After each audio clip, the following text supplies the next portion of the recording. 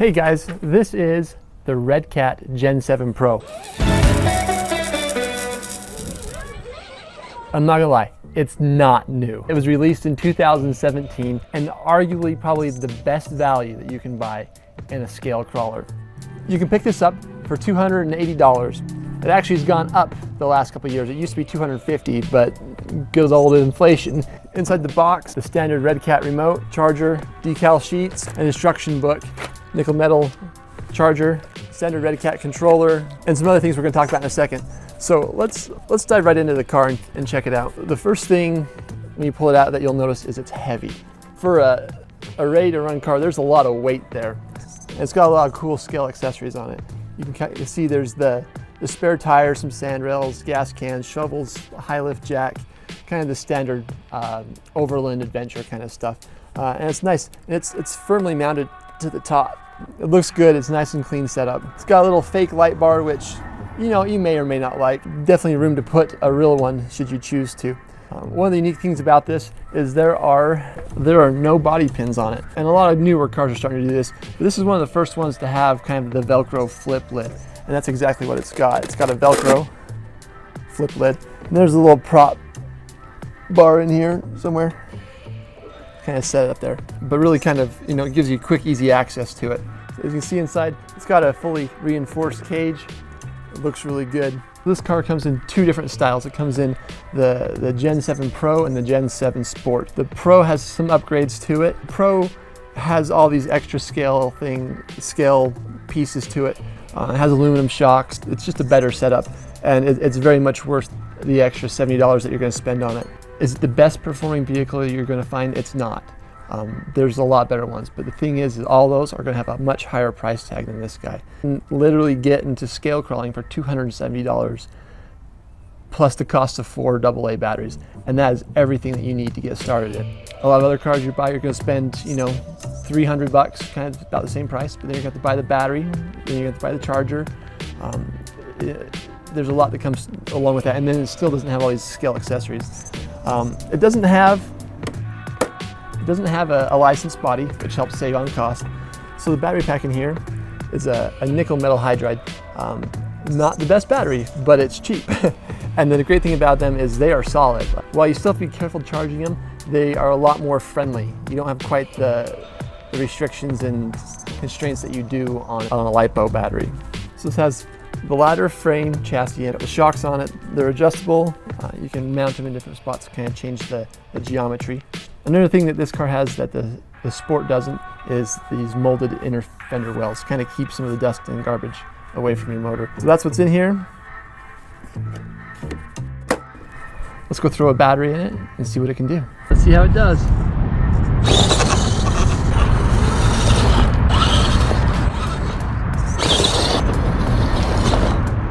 All right, so it's definitely not in the slow crawler stage. It's probably definitely more of a trail truck.